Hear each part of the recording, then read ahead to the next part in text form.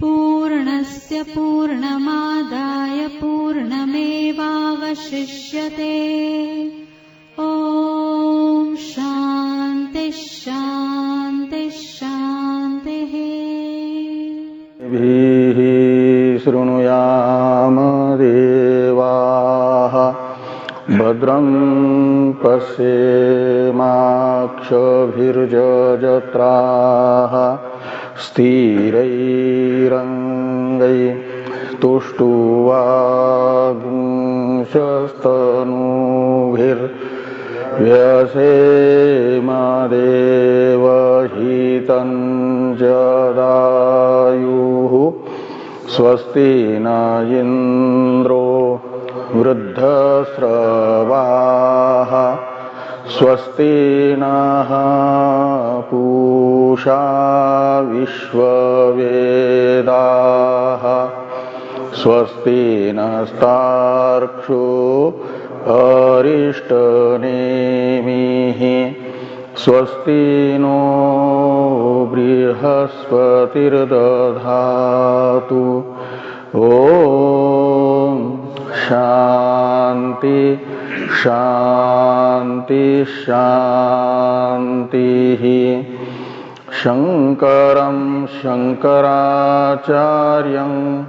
केशवं बादरायणं सूत्रभाष्य कृतौ वन्दे भगवन्तौ पुनः पुनः।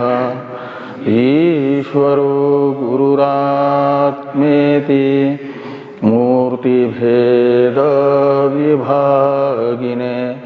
व्योमवद्व्याप्तदेहाय दक्षिणामूर्तये नमः। ॐ शान्ति शान्ति शान्तिः।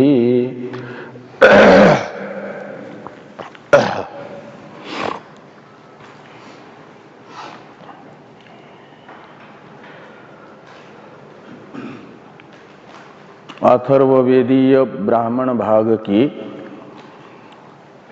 प्रश्नोपनिषद के चतुर्थ प्रश्नोत्तरात्मक प्रकरण का विचार हम लोग कर रहे हैं।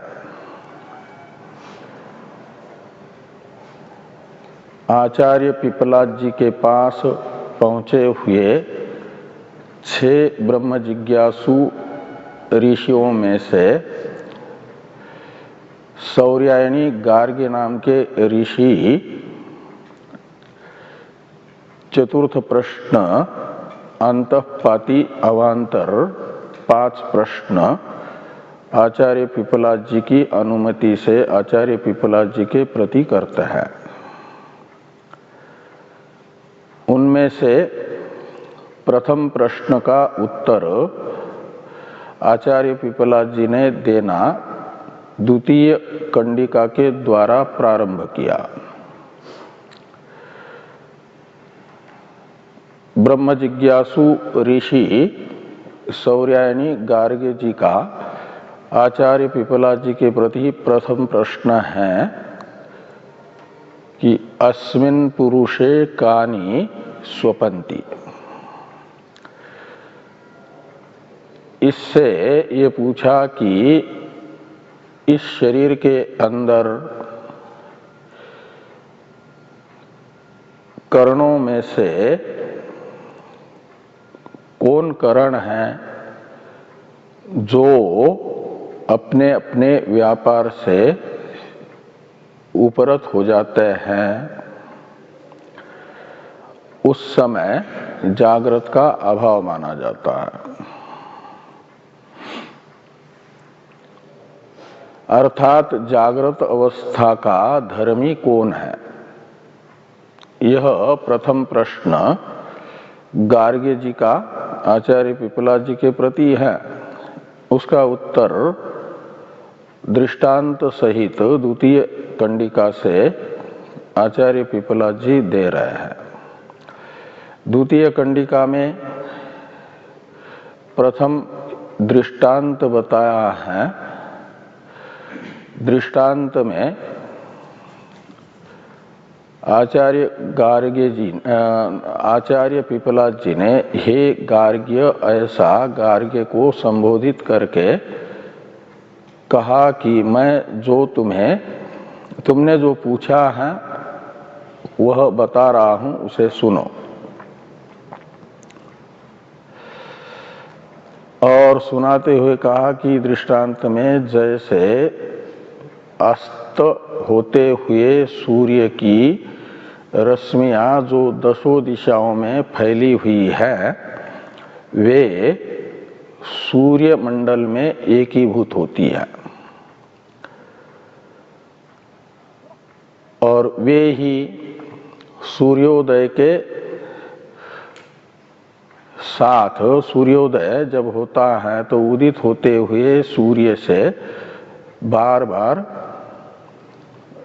वे सूर्य किरणें प्रचरंती का अर्थ है अलग अलग दसों दिशाओं में जाती है, अर्थात फैलती है।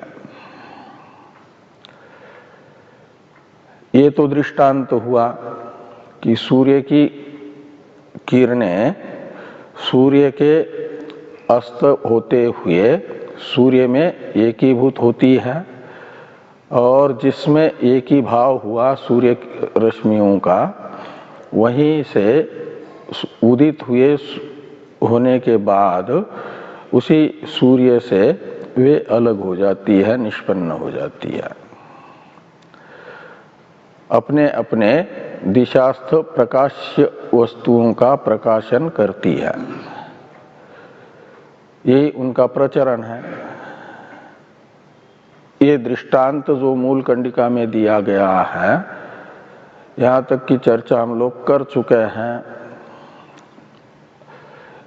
दार्ष्टान्त को बताने वाला मूल कंडिका में भाग है एवं हवै तत्सर्वं परे देवे मनसि एकी भवति।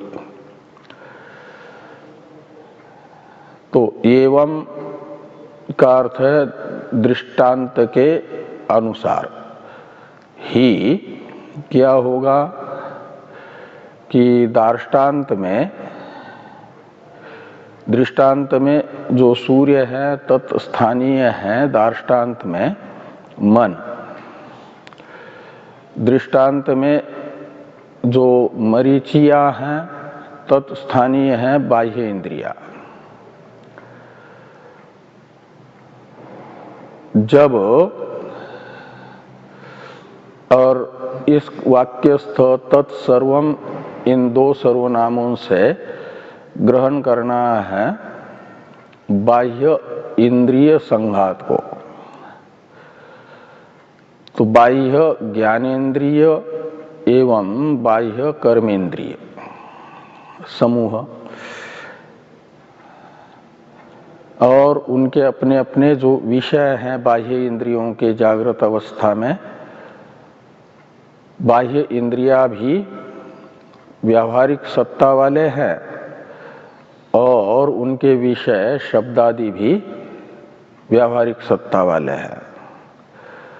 तो अपने अपने व्यावहारिक सत्ता वाले विषयों के साथ व्यावहारिक सत्ता वाली बाह्य इंद्रियां, ये तत्सर्वम इन दो सर्वनामों से ग्राह्य है।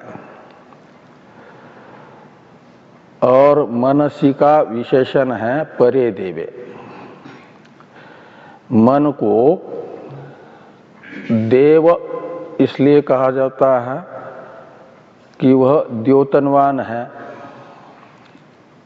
यानी विषयों का ज्ञान कराता है, सर्व उपलब्धि का साधन है, इसलिए वह माना जाएगा द्योतनवान है।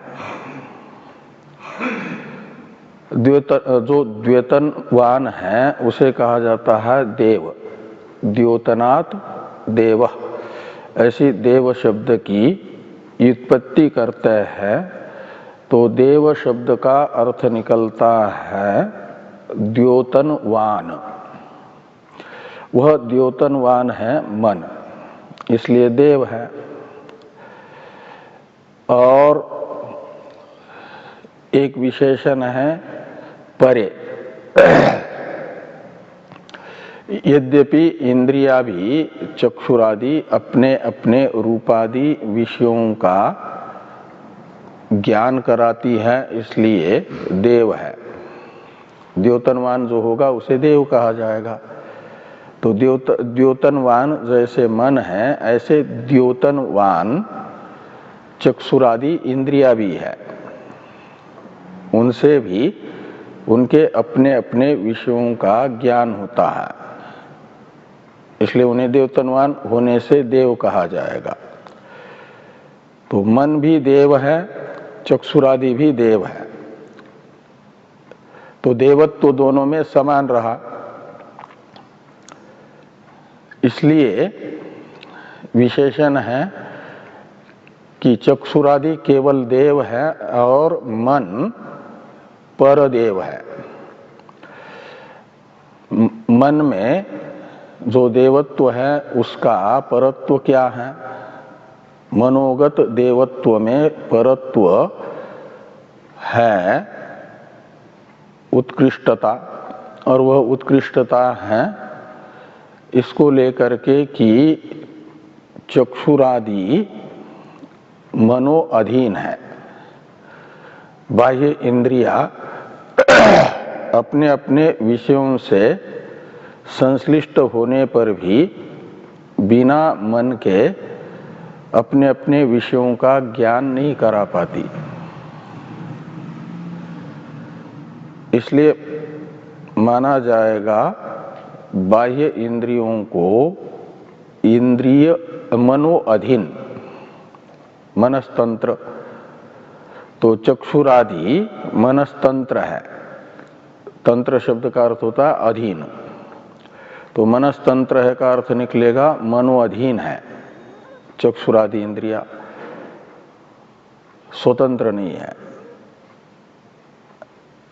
तो जो पराधीन होगी वे देव होने पर भी परदेव नहीं कहलाएगी।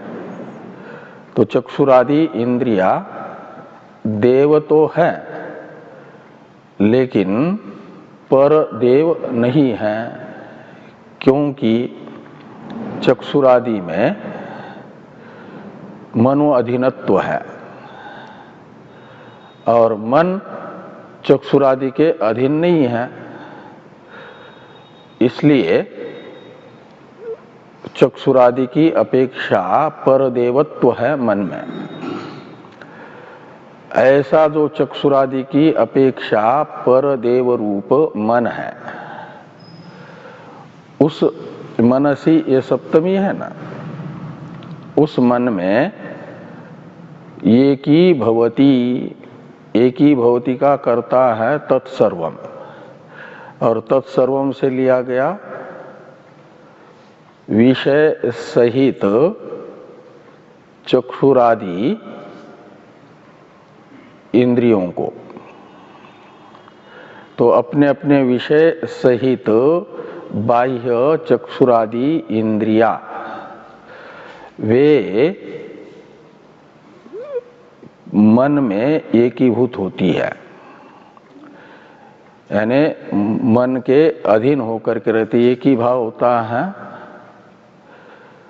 ऐसे कार्य का अपने कारण में जैसा मुख्य एक ही भाव होता है, विलय होता है, ऐसा विलय यहाँ पर एक ही भाव नहीं समझना। वो तो होता है कार्य का अपने प्रकृति में, यानी उपादान कारण में, और बाह्य इंद्रियों का उपादान कारण मन नहीं है, अपितु खाली बाह्य इंद्रियों का वह अध्यक्ष है, स्वामी है। तो मन तथा बाह्य इंद्रियों में स्वस्वामी भाव संबंध है, न कि उपादान उपादेय भाव संबंध। ये ध्यान में आना। तो उपादान में उपादेय का माना जाता है मुख्य विलय, एक ही भाव। और यदि उपादान से अतिरिक्त किसी में किसी कार्य का विलय बताया जा रहा है, एक ही भाव बताया जा रहा है, तो समझना चाहिए वह गौण एक ही भाव है, मुख्य नहीं। वह गौण एक ही भाव होगा चक्षुरादि इंद्रियों का मन में।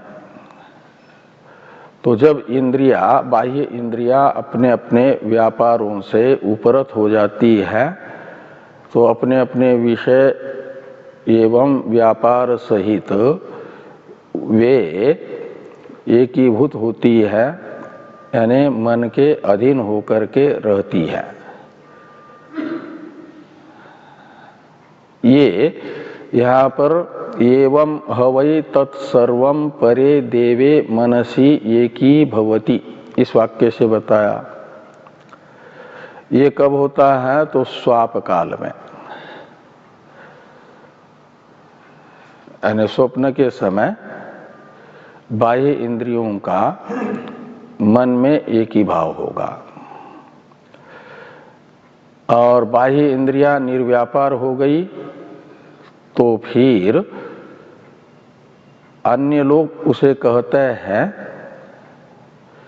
कि इस समय यह जग नहीं रहा है, जिसके बाह्य इंद्रियों का अपने अपने व्यापार सहित मन में एक ही भाव हो गया। उस व्यक्ति के लिए अन्य जो जागने वाले मनुष्य हैं, वे कहते हैं कि इस समय यह जग नहीं रहा है, जागृत अवस्था में नहीं है, अपितु स्वाप अवस्था में है, निद्रावस्था में है। जगने वाले की दृष्टि में तो सोने वाले की स्वप्न अवस्था और सुसुप्ति अवस्था ये अलग अलग दो गृहीत नहीं होती है ना। इसलिए स्वप्न देखने वाले को भी जगने वाला कहता है सो रहा है। तो यहाँ पर ये बताया गया कि बाह्य इंद्रियों का व्यापारूप रम हो करके मन में एक ही भाव हो जाता है, तो जागृत अवस्था का अभाव हो जाता है। और फिर जब जागृत अवस्था में यह इंद्रियां मन से ही बाहर निकलती है, यानी अपने अपने व्यापार से युक्त होती है, जिस मन के साथ एक ही भाव हुआ था, उसी मन से वे अपने अपने गोलकों में आकर के अपने अपने विषयों का ग्रहण रूप व्यापार युक्त होगी, तो जागरण अवस्था मानी जाती है, जग रहा माना जाता है। तो इस प्रकार जिसके सव्यापार होने पर जागृत अवस्था का भाव माना जाएगा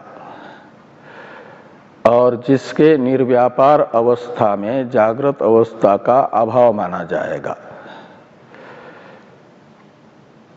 निश्चित है कि वही जागृत अवस्था का धर्मी है, जागृत अवस्था का अवस्थी है, आश्रय है। तो बाह्य इंद्रियों के निर्व्यापार होने से जागृत अवस्था का अभाव, बाह्य इंद्रियों के सब व्यापार होने से माना जाता है जागृत अवस्था का भाव। इसलिए जागृत अवस्था बाह्य इंद्रियों का धर्म है। जागृत अवस्था के रूप में बाह्य इंद्रिय समूह धर्मी के रूप में निश्चित होगा। यही प्रथम प्रश्न था ना कि इस कार्यक्रम संघात में जो करण है, उनमें से किसका जागृत अवस्था धर्म है, कौन जागृत अवस्था का धर्मी है। तो बाह्य इंद्रिय समूह जागृत अवस्था का धर्मी है, ये निश्चित हुआ। इसे ही स्पष्ट करने के लिए ये आगे वाला वाक्य है मूल कंडिका में कि तेन तरहि येष पुरुषो न शृणोति न पश्यति न जिघ्रति न रसयते न स्पृणुते नाभिवदते नादत्ते नानंदयते न विसृजते ज्ञेयायते स्वपिति इति आचक्षते। तो बाह्य इंद्रियों का व्यापारोपरम है, तो जागृत अवस्था नहीं है, ये यहाँ पर बताया जा रहा है। बाह्य इंद्रिय व्यापाराभावे जागृत अवस्था भाव। तो तेन यानी जिस कारण से बाह्य इंद्रियों के निर्व्यापार होने पर, तरही का अर्थ है निर्व्यापार होने पर, बाह्य इंद्रियां व्यापार युक्त नहीं है सुसुप्ति के समय। सुसुप्ति से दोनों अवस्था लेना, स्वप्न अवस्था भी और सुसुप्ति अवस्था भी, तरी शब्द से। और तेन येष, तो येष यानी सुसुप्त पुरुष, येष पुरुष हुआ। स्वाप अवस्थास्थ पुरुष न शृणोति यानी बाह्य इंद्रिय विशेष जो श्रोत्र है उसका व्यापार है शब्द ग्रहण, वह शब्द ग्रहण नहीं कर पाता। न पश्यति, बाह्य इंद्रिय जो चक्षु है उससे रूप ग्रहण नहीं हो पाता और घ्राण से गंध ग्रहण नहीं होता, रसन इंद्रिय से रस का ग्रहण रूप व्यापार नहीं होता, त्वग इंद्रिय से स्पर्श विषय का ग्रहण रूप व्यापार नहीं होगा, वाग इंद्रिय से अभिवदन रूप व्यापार नहीं होगा, हस्त इंद्रिय से आदान प्रदान रूप व्यापार नहीं होगा, और उपस्थ से आनंद रूप व्यापार नहीं होगा, पायु से विसर्जन रूप व्यापार नहीं होगा, और पाद इंद्रिय से पैरों से गमन रूप व्यापार नहीं होगा। अर्थात ये बाह्य ज्ञानेन्द्रिया एवं कर्मेंद्रिया निर्व्यापार है, तो लोक में ऐसे व्यक्ति को कहा जाता है स्वपिति इति आचक्षते। आचक्षते का कर्ता होगा लौकिका, जो जग रहे हैं लौकिक जन। वे जिस व्यक्ति की बाह्य इंद्रिया अपने अपने व्यापारों से उपरत हुई है, उस व्यक्ति को स्वपिति इस नाम से कहते हैं। छांदोग्य में भी आया न कि उसका स्वपिति ये नाम हो जाता है।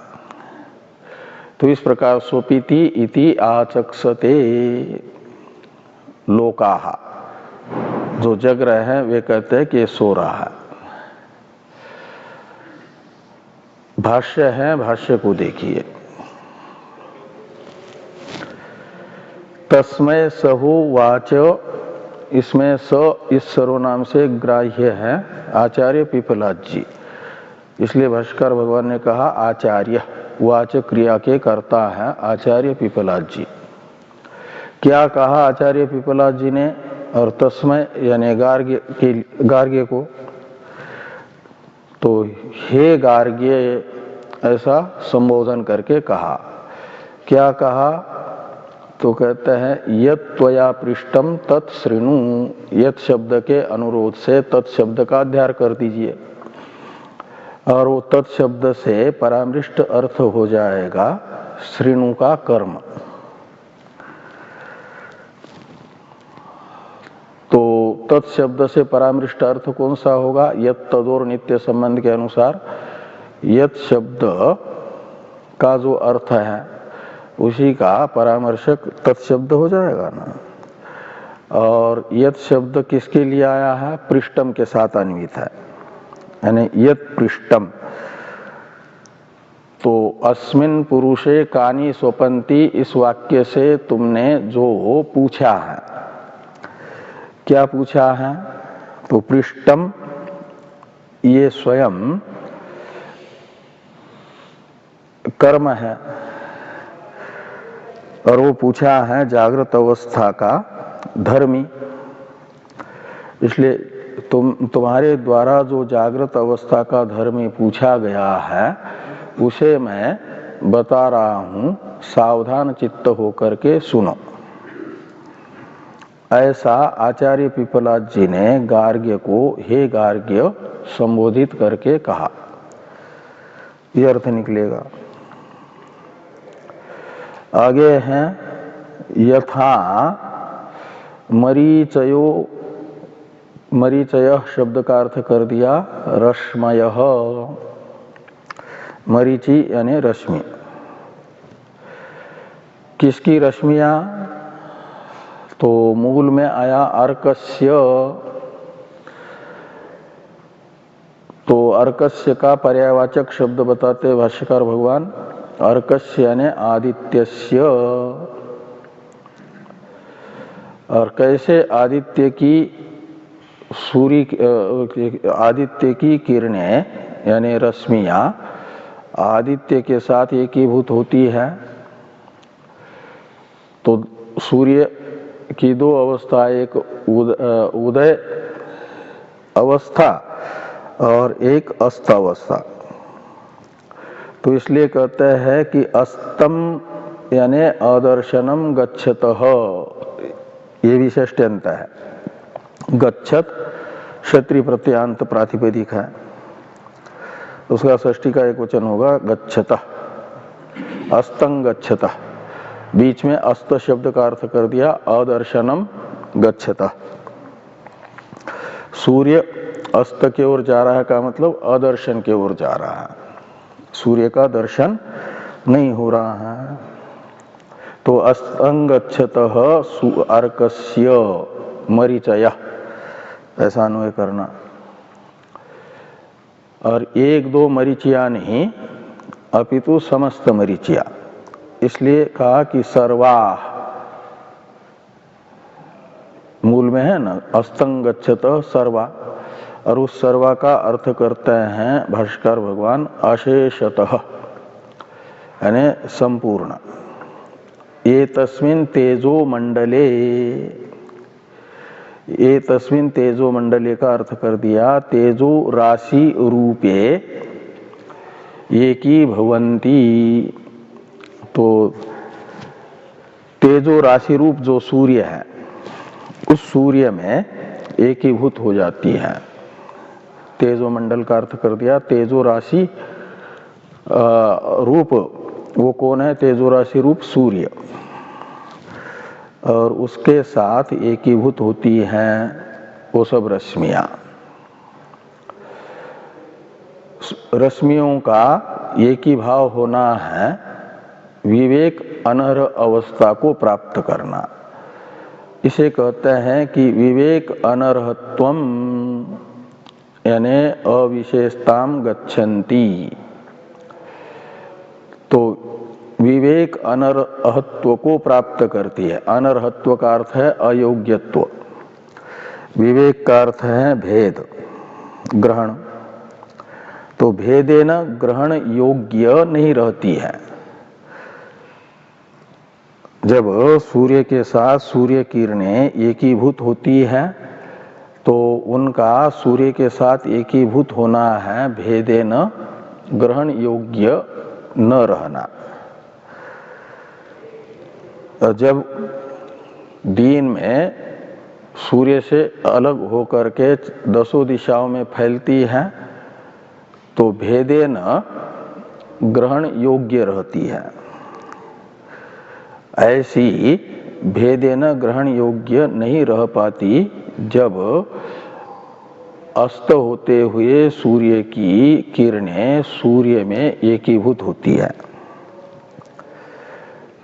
विवेक अनर्हत्वम और अनर्हत्वम का भी अर्थ कर दिया अविशेषताम गच्छन्ति।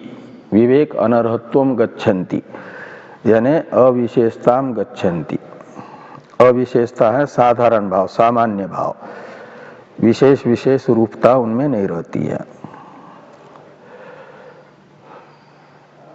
तो मरीचयः तस्यैव अर्कस्य ताः पुनः पुनः उदयतः यानी उद्गच्छतः प्रचरन्ति विकीर्यन्ते। तो ता पुनः पुनः उदयतः प्रचरन्ति, इस वाक्य का व्याख्यान कर रहे हैं भाष्यकार भगवान। इसका अन्वय इस प्रकार करना कि तस्यैव अर्कस्य ता मरीचयः। ताः इस सर्वनाम का अन्वय मरीचि के साथ है। तो मरीचयः पद का जो शुरू में प्रयोग है वाक्य में, उसको ताह के बाद में और पुनः के पहले रखिए। तो तस्यैव अर्कस्य ताह मरीचयः, ऐसा।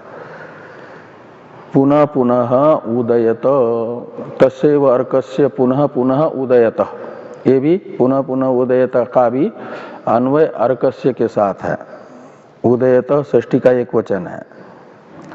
पहले था अस्तंगच्छतः और यहाँ है उदयतः यानी उदित होते हुए। उदित होना है सूर्य का, दर्शन योग्य हो जाना। अस्त होना है अदर्शन को प्राप्त होना, और उदय होना है दृश्य बनना,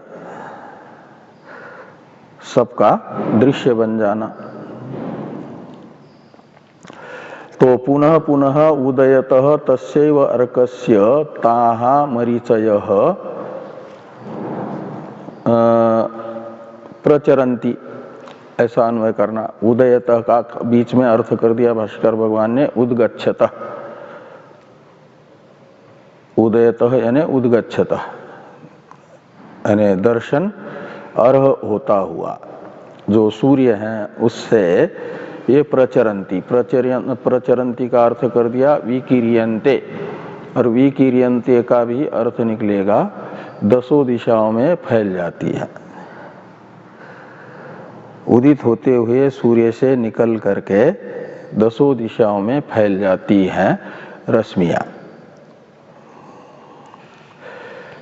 ये तो दृष्टांत हुआ। ऐसे दार्ष्टान्त में आगे बता रहे हैं यथा अयम दृष्टांत, जैसे कि ये दृष्टांत है ऐसे दार्ष्टान्त में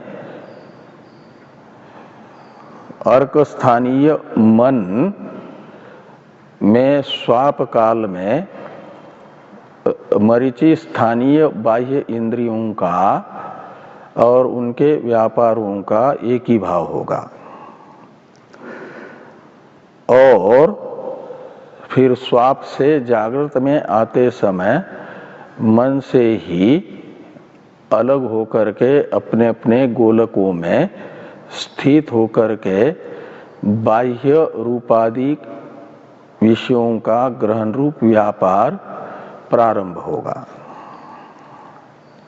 चक्षुरादि का।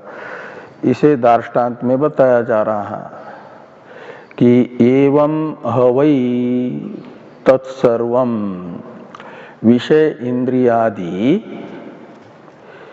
जातम परे प्रकृष्टे देवे द्योतनवती मनसि चक्षुरादि देवानां मनस्तंत्रत्वात् परो देवो मनः। यहाँ मनः के पास पूर्ण विराम है,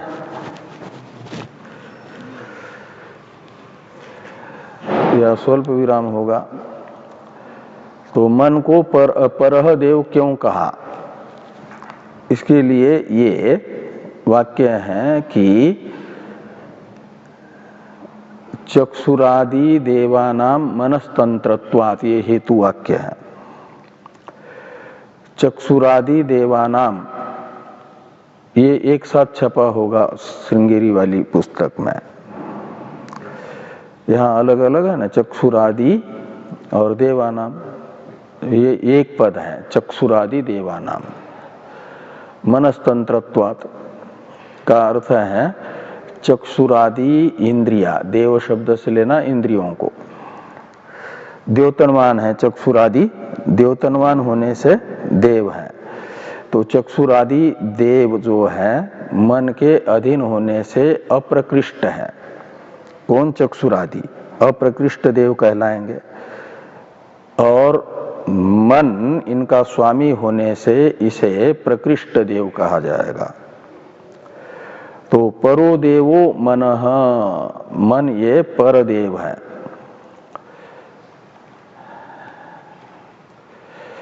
और तस्मिन् स्वाप काले एकी भवति,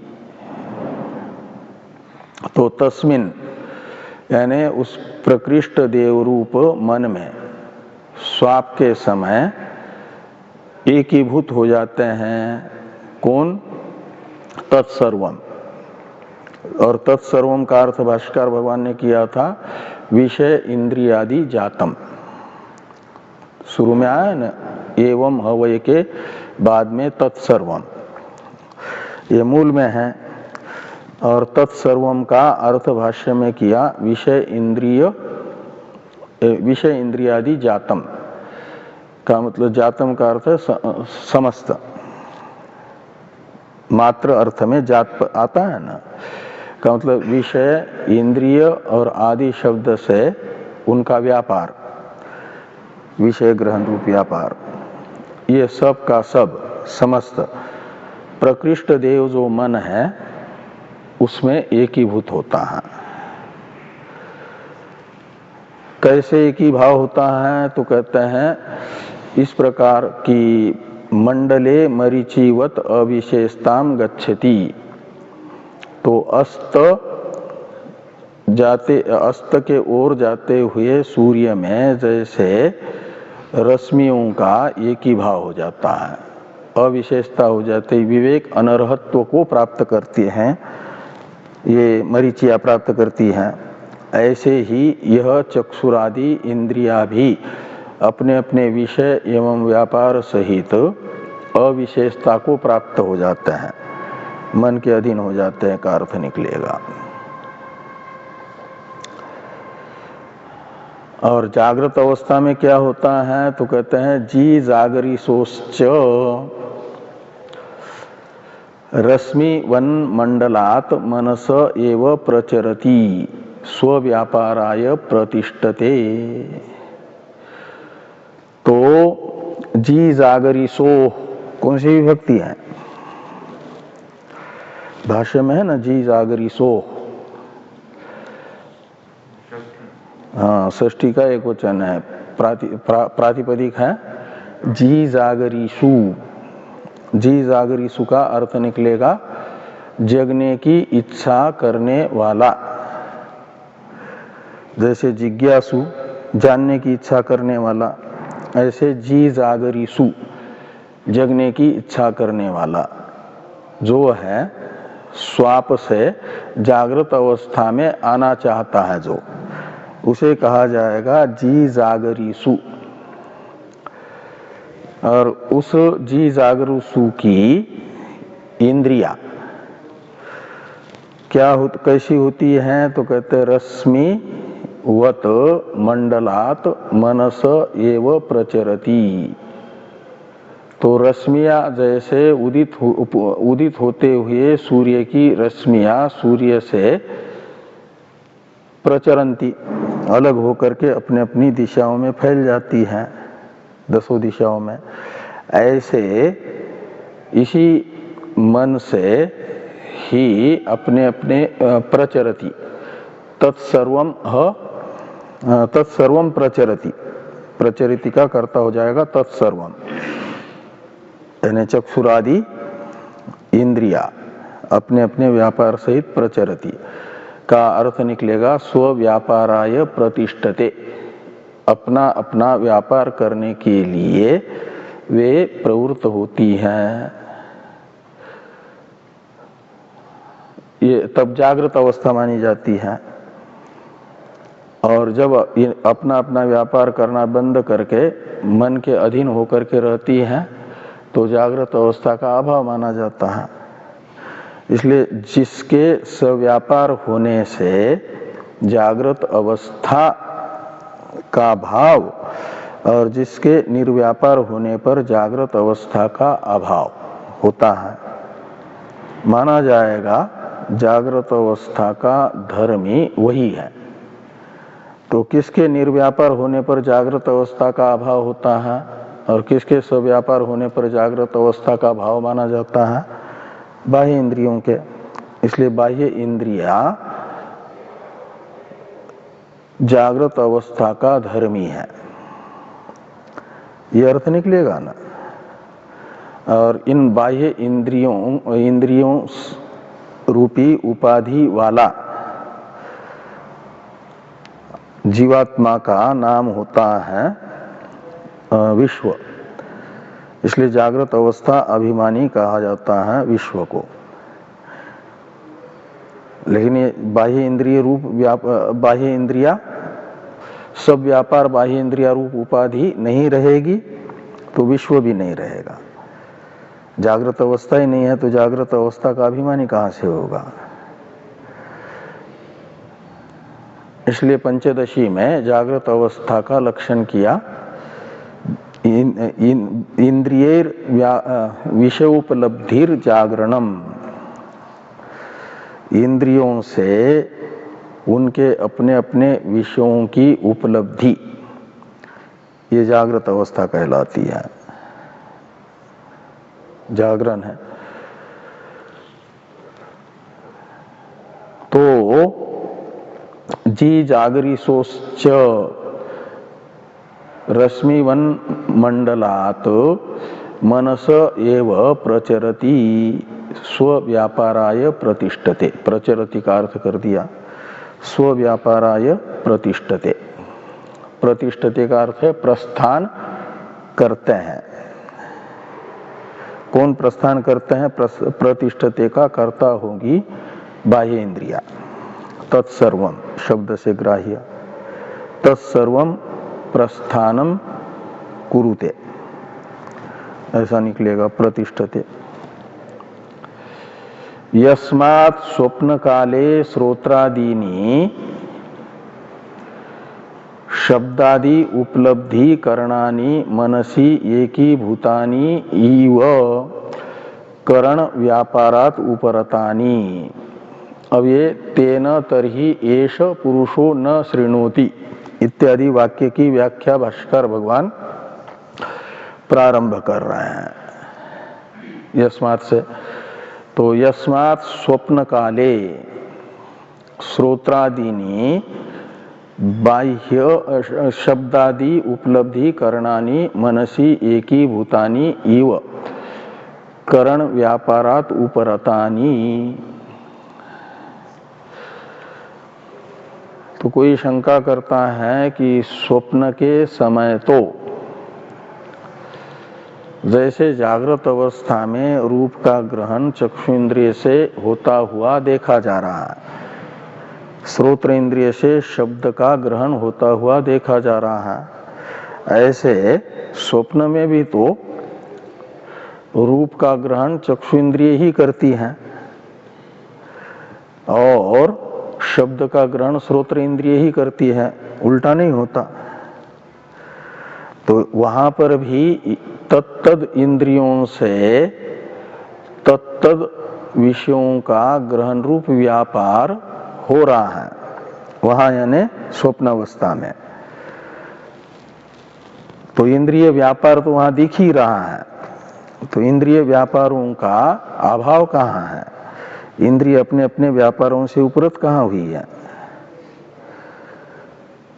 इसलिए ये जो श्रुति ने कहा कि परे देवे मनसी एकी भवति तत्सर्वम, ये तो अनुचित लगता है। इस प्रकार की कोई आशंका करता है, इस आशंका का समाधान किया जा रहा है कि यद्यपि स्वप्न में भी जागृत के तरह बाह्य इंद्रियों का व्यापार भास रहा है, लेकिन वे बाह्य इंद्रिया उस समय व्यापार युक्त नहीं है। जो व्यावहारिक सत्ता वाली चक्षुरादि बाह्य इंद्रिया है, उनका व्यावहारिक रूपादि विषय ग्रहण रूप जो व्यापार है उसका अभाव ही है स्वप्न के समय। और जो इंद्रिय व्यापार दिख रहा है रूपादि ग्रहण रूप स्वप्न में, वहां विषय भी वासनामय है, इंद्रिया भी वासनामय है, और वासनामय इंद्रियों से वासनामय विषयों का ग्रहण रूप व्यापार भी वासनामय है। वासनामय का अर्थ है प्रातिभाषिक, प्रतीति मात्र। वहां इंद्रिय व्यापार की प्रतीति मात्र है, जैसे रज्जु में सर्प नहीं है, सर्प की प्रतीति मात्र है। ऐसे स्वप्न में वास्तविक इंद्रिय व्यापार नहीं है, इंद्रिय व्यापारों की प्रतीति है। प्रातिभाषिक इंद्रियों से प्रातिभाषिक विषयों का ग्रहण रूप प्रातिभाषिक व्यापार हो रहा है। ऐसा जागृत में नहीं है। जागृत में तो व्यवहार काल में अबाधित रहने वाली जो चक्षुरादि इंद्रियां हैं, उनसे व्यवहार काल में अबाधित रूपादि विषयों का व्यापार हो रहा है, ग्रहण रूप व्यापार हो रहा है। इसलिए ये स्वप्न अवस्था में भी इंद्रिया सब व्यापार हैं ऐसा नहीं कहा जा सकता। वो तो प्रातिभाषिक इंद्रिया अलग है, बाह्य यही बाह्य इंद्रिया ही नहीं है जिनके व्यापार से युक्त होने पर जागृत अवस्था मानी जाती है। नहीं तो जागृत अवस्था और स्वप्न अवस्था में अंतर क्या होगा फिर? यदि जागृत अवस्था में जिन इंद्रियों से रूपादि का ग्रहण हो रहा है, उन्हीं इंद्रियों से स्वप्न में भी रूपादि का ग्रहण होगा, तो जागृत में और स्वप्न में कोई अंतर नहीं होगा। लेकिन जागृत अवस्था और स्वप्न अवस्था एक दूसरे से विलक्षण है ना, भिन्न भिन्न है। वह लक्षण यही है कि वहां वासनामय इंद्रियों से वासनामय विषयों का प्रातिभाषिक व्यापार हो रहा है, और जागृत अवस्था में व्यावहारिक सत्य व्यापार हो रहा है इंद्रियों का। ये वैलक्षण्य है। और ये जो है, इसे ही बताने के लिए जो व्यवहार अवस्था में सत्य व्यापार है उनका अभाव दिखाया जा रहा है बाह्य इंद्रियों का, तेन इत्यादि वाक्य से। इसलिए भाष्य में लिखा कि यस्मात् स्वप्न काले श्रोत्रादीनि शब्दादि उपलब्धि करणानि। श्रोत्रादि कैसे हैं? तो शब्दादि की उपलब्धि रूप जो व्यापार है, शब्दादि की उपलब्धि ये व्यापार है। व्यापार है ना इंद्रियों का, इंद्रियों की क्रिया, उसे इंद्रियों का व्यापार कहा जाता है। व्यापार का अर्थ ऐसा, ये कोई किराना की दुकान या कपड़ों की दुकान ये नहीं समझना करता है। व्यापार का मतलब है इंद्रियां अपने अपने विषयों का ग्रहण कर रही है, वही व्यापार है इंद्रियों का। तो श्रोत्रादि इंद्रियों का व्यापार क्या होगा? शब्दादि विषयों की उपलब्धि। उपलब्धि का अर्थ है ग्रहण, ज्ञान। और इस उपलब्धि रूप व्यापार के प्रति, ज्ञान के प्रति करण है श्रोत्रादि इंद्रिया। और वे मनसी एकीभूतानि इव, मन में एकीभूत हुई जैसी है। इव शब्द का प्रयोग है ना, भूतानि और आगे है इव, अकस और दीर्घ से दीर्घ होकर के भूतानि व बना। तो मन में एकीभूत सी हुई है। ये का मतलब वास्तविक एक ही भाव नहीं है, ईव शब्द का प्रयोग करके बताया जा रहा है। वास्तविक एक ही भाव तो माना जाता है कार्य का अपने उपादान कारण में। तो ये श्रोत्रादि जो करण है, इनका उपादान कारण मन नहीं है, अपितु अपंचकृत पंच महाभूतों का जो अलग अलग सत्वगुण है वह श्रोत्रादि इंद्रियों का उपादान कारण है, और वागादि इंद्रियों का उपादान कारण है अलग अलग रजोगुण अपंचकृत पंच महाभूतों का। तो उसमें जब लय होगा अपंचकृत पंच महाभूतों के सत्वादि गुण में इंद्रियों का, तो वह मुख्य एक ही भाव होगा।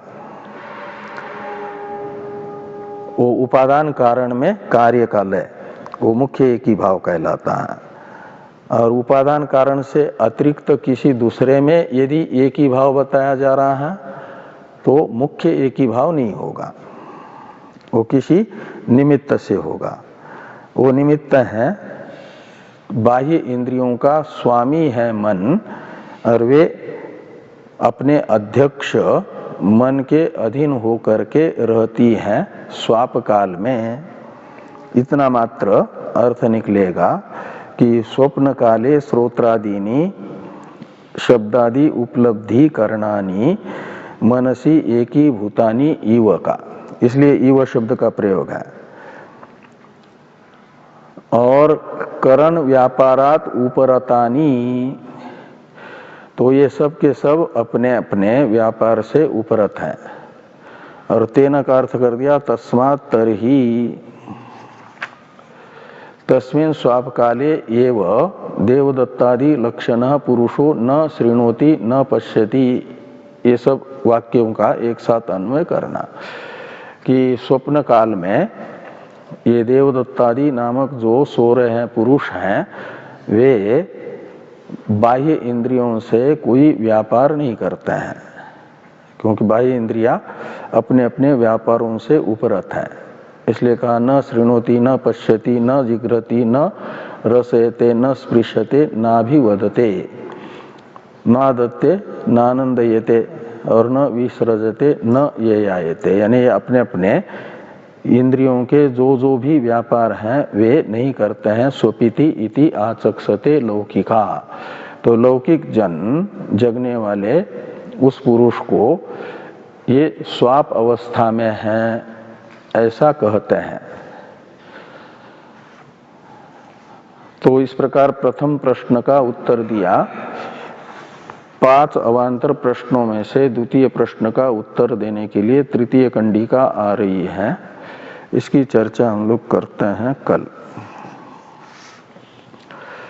ओम भद्रं कर्णेभिः शृणुयाम देवाः भद्रं पश्येमाक्षभिर्यजत्राः स्थिरैरङ्गैस्तुष्टुवागुंशस्तनूभिर्व्यसेम देवहीतं जदायुः स्वस्ति न इन्द्रो वृद्धस्रवाः स्वस्ति नः पूषा विश्ववेदाः स्वस्ति नस्तार्क्ष्यो अरिष्टनेमिः स्वस्ति नो बृहस्पतिर्दधातु।